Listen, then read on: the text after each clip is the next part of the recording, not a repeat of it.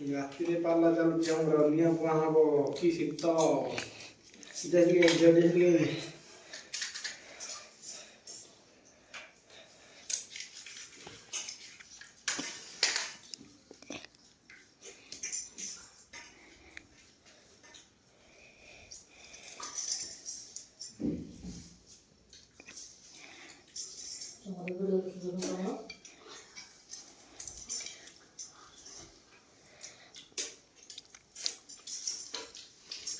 ଲାଗିଲା ନିଆଁ ଜାଳ ସମ୍ଭାଳି ହଉନି କି ଶୀତ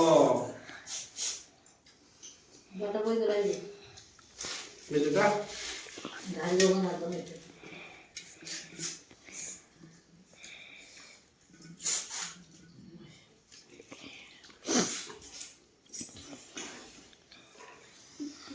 ଆପଣମାନଙ୍କ ଗାଁରେ କେମିତି ଶୀତ ହଉଛି ନା ନାଇଁ? ବର୍ତ୍ତମାନ ଆମର ଉନ୍ହେଇ ନିଆଁ ଲାଗିଲା ନିଆଁ ଘଣ୍ଟେ ପର୍ଯ୍ୟନ୍ତ ଜଳିବ ଗରମ ହେଇସାରିଲେ ତାପରେ ହବ।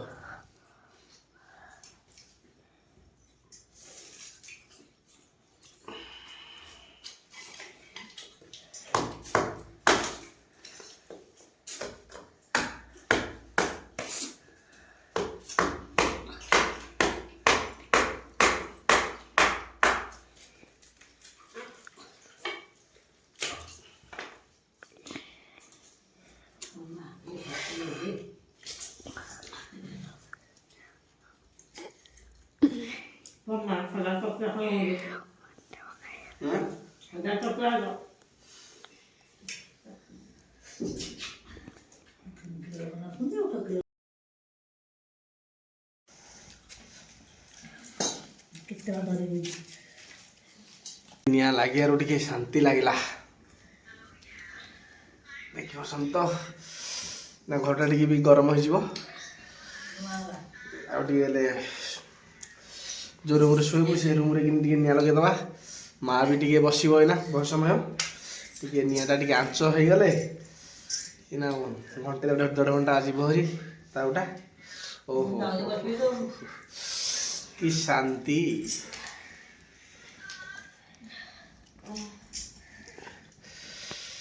ଆପଣମାନେ ଏମିତି ଲଗାଉଛନ୍ତି ନା ନିଆଁ ଆଞ୍ଚ କେଉଁଠୁ ଦେଖୁଛନ୍ତି ନିଶ୍ଚିତ କମେଣ୍ଟ ମାଧ୍ୟମରେ ଜଣାଇବେ।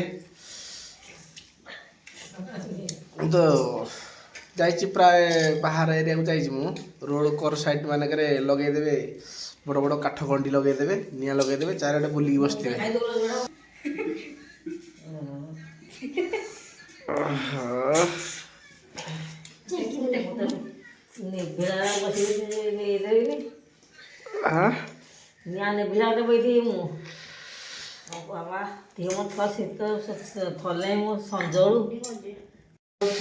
ବର୍ତ୍ତମାନ ଦେଖନ୍ତୁ ନିଆଁ ରଡ଼ ହେଇଗଲା।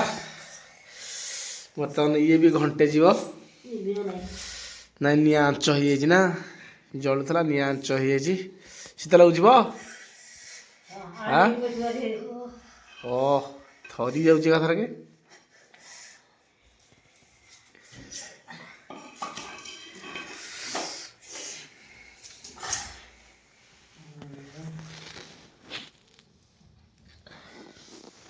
ବସ ପଡ଼େ ଟିକେ ବସି ପଡ଼େ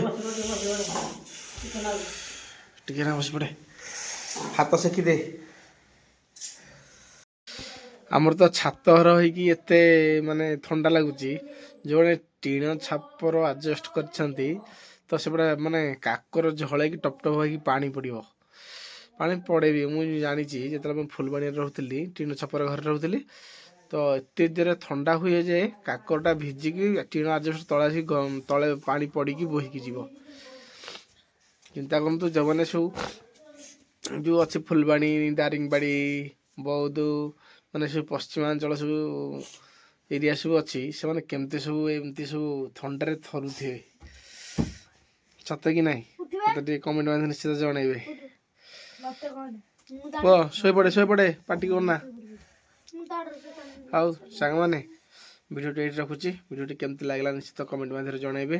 ଭଲ ଲାଗିଲେ ଲାଇକ୍ କରିବେ ସେୟାର କରିବେ ଭିଡ଼ିଓଟିକୁ। ଯେଉଁମାନେ ନୂଆ ଅଛନ୍ତି ଚ୍ୟାନେଲକୁ ନିଶ୍ଚିତ ସବସ୍କ୍ରାଇବ୍ କରିବେ। ରଖୁଛି ଜୟ ଜଗନ୍ନାଥ ଗୁଡ୍ ନାଇଟ୍।